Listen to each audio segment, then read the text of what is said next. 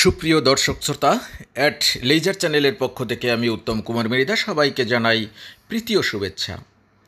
আমি আমার পুরনো অ্যাডেনিয়াম গাছগুলো কিভাবে পুরনো মিডিয়াতেই রিপোর্ট করলাম সেই বিষয়টি আপনাদের সাথে শেয়ার করছি। দেখুন, একটি কাঠ দিয়ে আমি টবের চারপাশের মিডিয়া আলগা করে এভাবে আস্তে আস্তে গাছটিকে টব থেকে বের করে নিলাম।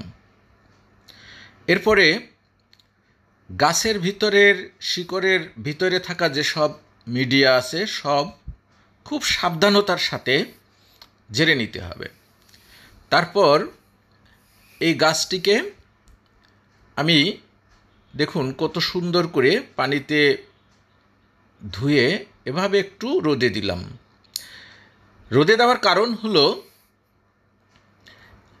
এই শিকড়গুলো যদি দুই একটা ছিঁড়েও থাকে সেটি শুকিয়ে যাবে, তাহলে আর ফাঙ্গাল ইনফেকশন হবে না। আমি এখন ফাঙ্গিসাইড ব্যবহার করব না। এরপরে দেখুন একটি খোয়াচালা নেট, এই খোয়াচালা নেটটিতে আমি পুরনো মিডিয়া সব ছেঁকে নেব, যাতে এর ভিতর থেকে ময়লা আবর্জনা এবং অপ্রয়োজনীয় যে বড় বড় আগাছাগুলো সব আলাদা হয়ে যায়। দেখুন এভাবে একটি খোয়াচালা নেট দিয়ে আমি ছেঁকে নিচ্ছি। আপনারা কিন্তু যদি অল্প মিডিয়া হয় তাহলে একটি চালুনি ব্যবহার করতে পারেন। যেহেতু আমার অনেক মিডিয়া, তাই আমি এই খোয়াচালা নেটটি ব্যবহার করছি। এতে করে সকল আগাছা এবং বড় যে ময়লা আবর্জনাগুলো দেখুন আলাদা হয়ে যাচ্ছে, আমি ফ্রেশ মিডিয়াটা পেয়ে যাচ্ছি। আমি গত বছর একটি বস্তায় পাতা রেখেছিলাম, গাছতলা থেকে পাতা একসাথে জড়ো করে সেটা রেখেছিলাম। দেখুন বাইরে ফেলে রেখেছিলাম, আম গাছের নিচে বৃষ্টিতে রোদে সব কিছুতে মিলিয়ে সে পাতা পচা সার হয়ে গেছে। আমি এভাবে একটু সেগুলো ভেঙে নিচ্ছি। ভেঙে নেবার পরে আমি কিন্তু এই বড় বড় টুকরাগুলো ব্যবহার করতে পারবো না, তাহলে গাছের ক্ষতি হতে পারে। গাছে আঘাত লাগে এমন কোনো পদার্থ এর মধ্যে রাখা যাবে না, তাহলে গাছটি ফুটো হয়ে ফাঙ্গাল ইনফেকশন হতে পারে। তাই এটিকে আমি আবারও সেই খোয়াচালা নেট ব্যবহার করে সুন্দর করে ছেঁকে নিচ্ছি। তাতে করে যেগুলো এমনিতেই গুঁড়ো হয়ে গিয়েছে সেগুলো আলাদা হবে, এবং যেগুলো একটু বড় আস্থা রয়েছে সেগুলো কিন্তু ভেঙে ভেঙে ছোট হয়ে যাবে। অর্থাৎ কিনা এই নেটের ভিতর থেকে যেগুলো যাবে সেটি আমি ব্যবহার করব।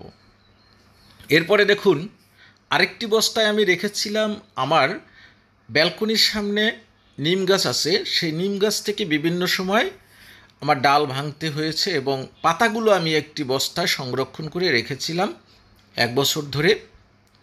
আমি এবছরও আবার রাখবো সংগ্রহ করে। আমি সেই পাতাগুলো বস্তা থেকে বের করে নিয়ে দেখুন এটিও ঠিক একই পদ্ধতিতে এই খোয়াচালা নেট দিয়ে ছেঁকে নিচ্ছি। অনেকে এটি পাবেন না, তার পরিবর্তে আপনারা নিমখোল ব্যবহার করবেন। আর আমি যে পাতা পচা সার ব্যবহার করলাম সেটি কিন্তু নাইট্রোজেন সমৃদ্ধ, তার পরিবর্তে আপনারা ভার্মি কম্পোস্ট ব্যবহার করতে পারবেন। দেখুন আমি অনেক মিডিয়া তৈরি করেছি। এবার একটি টবে মাটির পাত্র ভাঙ্গার টবের ছিদ্রের নিচে দিয়ে এখন এর উপরে আমি আরও কিছু পদার্থ দেব। দেখুন এই যে নুড়ি পাথর কয়লা এগুলো আমি টবের নিচে দিব, যাতে করে পানি নিষ্কাশি ব্যবস্থাটা খুব ভালো হয়। তারপর আমি যে মিডিয়া তৈরি করলাম, অর্থাৎ মিডিয়াগুলোকে আমি রিফ্রেশ করে নিলাম, সেই মিডিয়া বসিয়ে আমি একটি আচাই মিডিয়া দিয়ে এভাবে টবের ভিতর রেখে দিলাম। কারণ আমার এই গাছটি রুট ট্রেন করা গাছের নিচে একটি আচা কিংবা অন্য একটি টাইলস ভাঙ্গা এরকম কিছু পদার্থ দিতে হয়। এরপরে দেখুন আবারও মিডিয়া দিয়ে আলগাভাবে খোঁচানোর দরকার নেই, আলগাভাবে যেহেতু মিডিয়াটি ঝুরো আছে তাই শিকড়ের ফাঁকে ফাঁকে পৌঁছে যাবে। এভাবে আস্তে নাড়া দিলেই আমার রিপোর্ট করা কিন্তু হয়ে গেল। দেখুন কত সহজেই আপনারা রিপোর্ট করতে পারবেন। আমার এটি রিপোর্ট করা শেষ। আমি আরেকটি গাছ রিপোর্ট করে দেখাচ্ছি। দেখুন প্রথমে এরকম একটি টব আবারও দেখালাম আমি, যে একটি চারা ভাঙ্গা, মাটির পাত্র ভাঙ্গা, তারপর নুড়ি পাথর, কয়লা এগুলো দিতে হবে। নুড়ি পাথর আমি যখন প্লাস্টারের বালি সেকে নেয় তখন যে নুড়ি পাথর থাকে সেগুলো, তারপর কিছু মিডিয়া দিয়ে আবার গাছটিকে এভাবে বসিয়ে নিয়ে চারপাশে আলগা করে মিডিয়া দিয়ে দিতে হবে এবং টপটিকে আস্তে আস্তে নাড়া দিলে অতিরিক্ত মিডিয়া কিন্তু পড়ে যাবে। অন্যান্য গাছের মতো কিন্তু আপনারা জোর করবেন না। এই গাছটির যদি জোরাজুরি করেন, চাপাচাপি করেন, তাহলে শিকড় ছিঁড়ে ভেঙে যেতে পারে। আমি কিন্তু কোনো প্রকার শিকড় কাটা ছাড়া করিনি।